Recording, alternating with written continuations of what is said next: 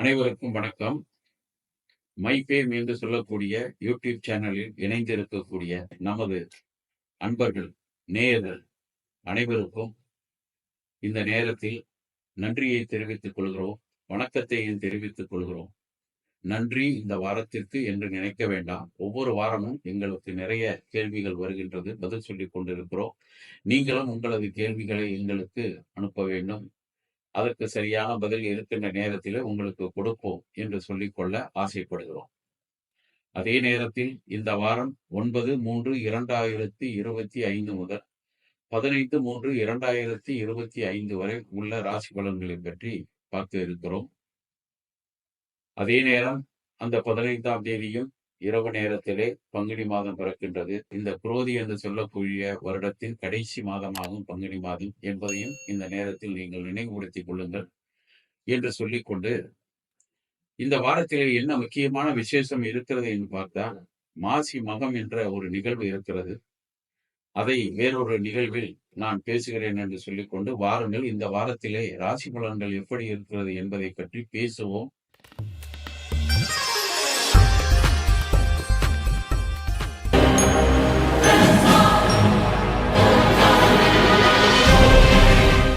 மேஷராசி நேயர்களே, எந்த கிரக மாற்றங்களும் கிடையாது சந்திரனை தவிர.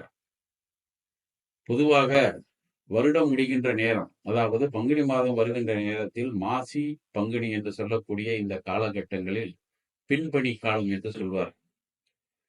அதாவது முன்பணி என்பது மாலை நேரத்திலே நடக்கக்கூடியது, பின்பணி என்பது அதிகாலையிலே இருக்கக்கூடிய பனி. இப்பொழுது பனி பெய்கின்ற நேரமாகும். எனவே இந்த மேசராசியில் இருக்கக்கூடியவர்கள் ஆஸ்மா சம்பந்தமான நோய்கள் ஏதாவது உங்களுக்கு அந்த தாக்கம் இருந்தால் வெளியிலே செல்லுகின்ற பொழுது கவனமாக செல்ல வேண்டும். தொழிலில் இருந்த போட்டிகள் நிச்சயமாக குறையலாம். குழந்தைகள் மூலமாக எதிர்பாராத செலவுகள் வரலாம். ஒரு சிலருக்கு வெளிநாட்டு பயணங்கள் அமையலாம். ஆனால் அந்த பயணங்களில் நீங்கள் எதிர்பார்த்த அளவுக்கு வெற்றி கிடைக்குமா என்பதை நீங்கள் புறப்படுகின்ற நேரத்தை வைத்துத்தான் முடிவு செய்ய வேண்டும் என்று இந்த நேரத்தில் உங்களுக்கு ஞாபகப்படுத்துகிறேன். ஆனால் சரியான வேலைகளை சரியான முறையில் செய்யுங்கள். ரிஷபராசி நேயர்களே, புதிய சொத்துகள் ஏதாவது வாங்க வேண்டுமா?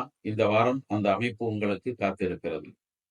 அதே நேரத்தில் தேவையில்லாத விஷயங்களுக்காக முன்கோபப்படக்கூடியவர்கள் பலர் இந்த ராசியிலே இருக்கிறீர்கள்.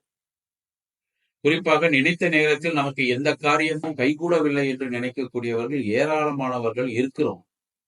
ஆனால் பொறுமையாக இருந்தால் அந்த காரியங்கள் எல்லாம் சரியாக நடக்கும் என்பதும் நமக்கு நன்றாக தெரியும். மற்றவர்களை பார்த்து நான் பொறாமைப்படக்கூடாது என்ற உண்மையை இந்த வாரம் நீங்கள் தெரிந்து கொள்ள வேண்டும். உங்களுக்கு நடக்க வேண்டியது படிப்படியாக மெதுவாகத்தான் இப்பொழுது இருக்கக்கூடிய காலகட்டத்தில் நடைபெறும்.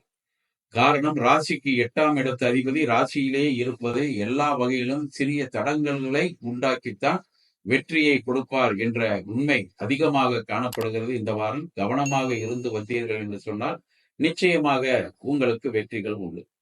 மிதுன ராசி நேயர்கள், திருமணம் போன்ற சுப நிகழ்ச்சிகள் நடைபெறக்கூடிய வாரமாக இந்த வாரம் அமைந்திருக்கிறது.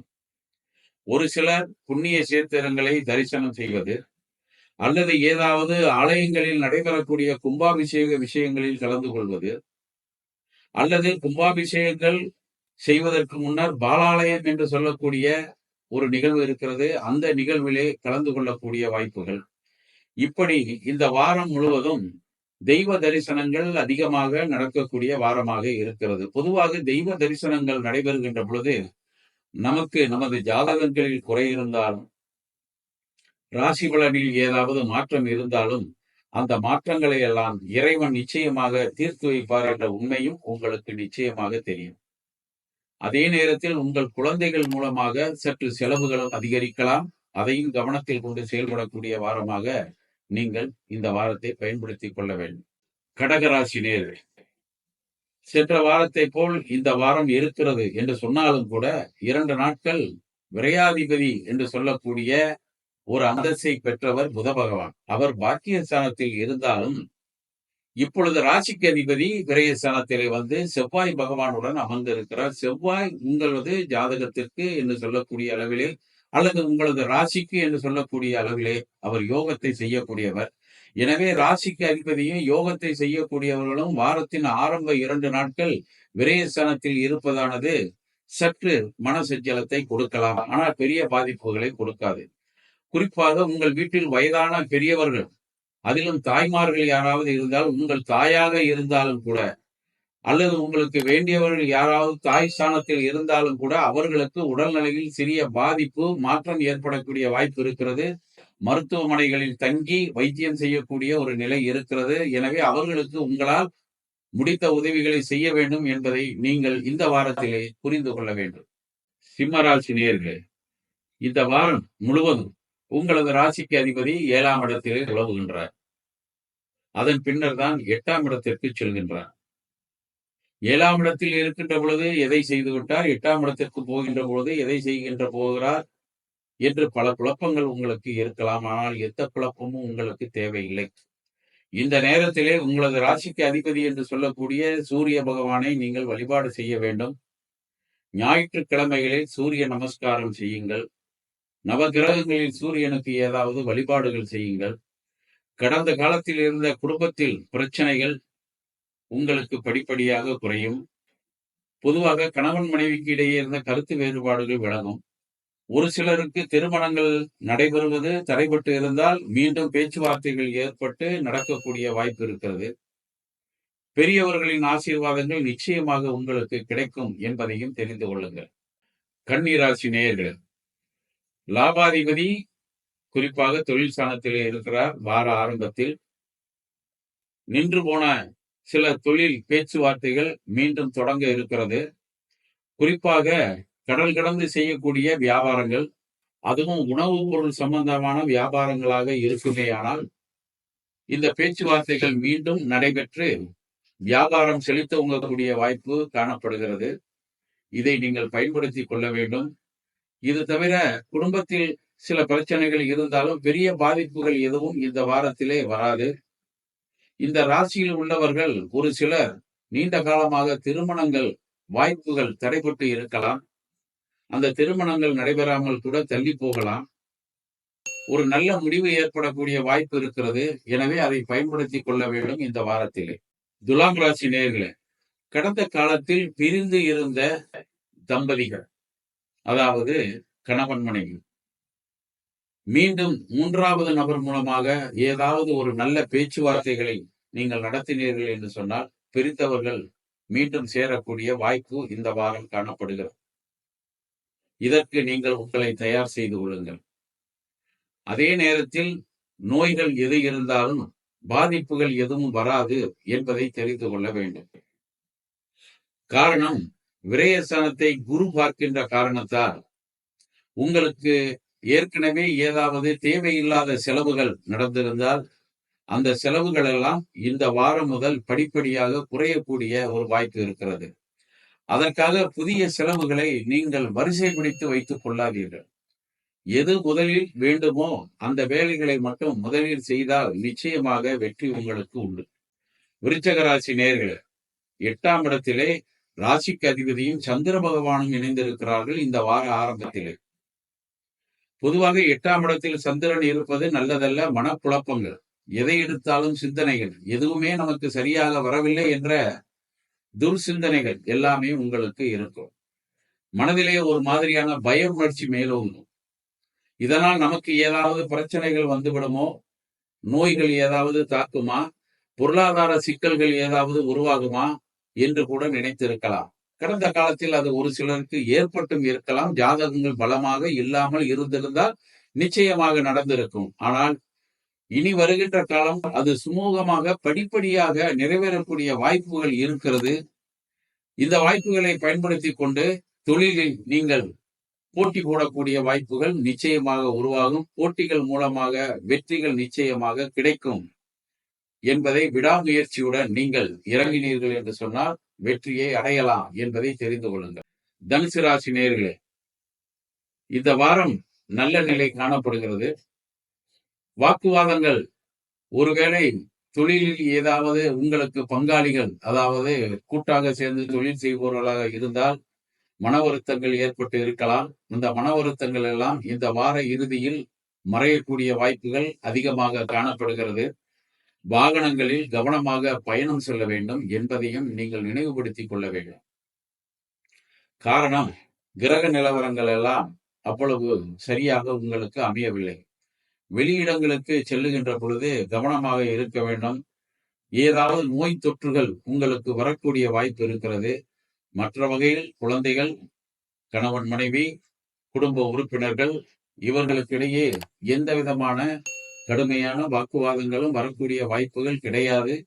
உங்களுடைய பயணம் வெற்றிகரமான பயணமாக அமைவதற்கு நிச்சயமாக கிரகங்கள் உதவி செய்யும். மகர ராசி நேயர்கள், இந்த வாரத்தை நீங்கள் எப்படியாவது தவிர்த்து விட்டால் என்ற என்ன என்று கேட்டால், பொறுமையாக இருந்து விட்டால் அடுத்த வாரம் முதல் உங்களுக்கு 3ஆம் இடத்திலே சூரியன் நடமாட இருக்கிறார். மகரத்திற்கு அவர் 8ஆம் இடத்து அதிபதியாக இருந்தாலும் கூட சூரிய பகவான் 3ஆம் இடத்தில் நடமாட இருப்பது கடந்த காலத்தில் இருந்த பொருளாதார சிக்கல்களை நிச்சயமாக நிவர்த்தி செய்வார். நமக்கு வரவேண்டிய வரவுகள் தானே நம்மை அழைத்து அவர்கள் கொடுக்க வேண்டியவர்கள் நமது பணத்தை செலுத்த தயாராக இருப்பார்கள் என்பதையும் தெரிந்து கொள்ளுங்கள். இது உங்களுக்கு சரியாக இருக்குமேயானால் குறைகள் எதுவும் கிடையாது. உங்களுக்கு மன அமைதி குறைவதே பொருளாதார சிக்கல்களில் என்றுதான் தெரிகிறது. எனவே இனி வரும் காலங்களிலாவது மற்றவர்களுக்கு கடன் கொடுப்பதை நீங்கள் தவிர்த்து விட வேண்டும். முடிந்தால் கடன் கொடுப்பதை நிறுத்திவிட வேண்டும் என்பதையும் தெரிந்து கொள்ளுங்கள். கும்பராசி நேயர்களே, குடும்ப அமைதி இனி வருங்காலம் நன்றாக இருக்கும். உத்தியோகம் கிடைக்காதவர்களுக்கு புதிய உத்தியோகங்கள் கிடைக்கலாம். ஏற்கனவே வேறு இடத்தில் உத்தியோகம் பார்க்க வேண்டும் என்று நினைப்பவர்கள் மாற்றலாகி செல்லக்கூடிய வாய்ப்புகளும் உண்டு. ஒரு சிலருக்கு பதவி உயர்வு கிடைக்கக்கூடிய காலமாக இருக்கிறது. புதிய உத்தியோகங்கள் யாராவது செய்ய வேண்டும் என்று நினைத்தால் அவர்களுக்கு வாய்ப்புகள் அதிகமாக காணப்படுகிறது. புதிய தொழில் ஆரம்பிக்க வேண்டும் என்று நினைத்தால் அந்த வாய்ப்புகளும் உண்டு. அதே நேரத்தில் உங்களது சகோதரர்கள் மூலமாக, அதாவது உடன் பிறந்தவர்கள் மூலமாக உங்களுக்கு ஏதாவது மன அமைதி குறையக்கூடிய ஒரு சில நிகழ்வுகள் ஏற்படலாம். எனவே உடன் பிறந்தவர்கள் விட்டு கொடுத்து சென்றால் குறைகள் எதுவும் வராது என்பதை தெரிந்து கொள்ளலாம். ஏதாவது குலதெய்வ வழிபாடுகளில் குறைகள் இருந்தால் அந்த குறைகளை இந்த வாரத்திலே நீங்கள் நிவர்த்தி செய்து கொள்ளுங்கள். எதிர்காலம் நீங்கள் நினைத்தபடி நன்மையாகவே நடக்கும், நன்மையாகவே செல்லும் என்பதில் எந்த விதமான சந்தேகமும் கிடையாது. மீனராசி நேயர்களே, எல்லா கிரகங்களும் சரியாகவே அமர்ந்திருக்கிறார்கள் இந்த வாரம். குறிப்பாக உங்களது வீட்டில் வயதான பெற்றோர்கள் யாராவது இருந்தால் அவர்களுக்கு கடந்த காலத்தில் இருந்த நோய்கள் விலகலாம். உடன் பிறந்தவர்களுக்கு இடையே இருந்த கருத்து வேறுபாடுகள் விலகலாம். அவர்களுடன் நீங்கள் தொலைபேசியில் தொடர்பு கொண்டு ஒருவருக்கொருவர் நலம் விசாரிக்கக்கூடிய வாய்ப்புகளும் உண்டு. உங்களது தாயார் நிலையிலே இருக்கக்கூடியவர்கள் அல்லது தாயார் போன்ற வயதானவர்கள் யாராவது வீட்டில் இருந்தால் அவர்களுக்கு நீங்கள் செய்யக்கூடிய உதவிகள் இப்பொழுது உங்களுக்கு நல்ல பலன்களை நிச்சயமாக கொடுக்கும். அவர்கள் கடந்த காலத்தில் கொடுத்திருந்த ஆசீர்வாதம் எல்லாம் உங்களுக்கு சேர்ந்து உருவாகக்கூடிய வாய்ப்பு இருக்கிறது. மகாவிஷ்ணு வழிபாடு செய்யுங்கள். குறிப்பாக வெள்ளிக்கிழமைகளில் மகாலட்சுமியை வழிபாடுகள் செய்யுங்கள். காலபுருஷ தத்துவத்தில் கடைசி ராசியாக இருந்தாலும் உங்களுக்கு கடைசி நேரத்தில் எல்லா பலன்களும் கிடைக்கக்கூடிய வாய்ப்பு இந்த வாரம் அமைந்திருக்கிறது என்பதை புரிந்து கொண்டு செயல்படுங்கள் என்று கேட்டுக்கொண்டு மீண்டும் உங்கள் அனைவரையும் அடுத்த வாரத்தில் சந்திக்கும் வரை நன்றி கூறி விடைபெறுகிறேன். வணக்கம்.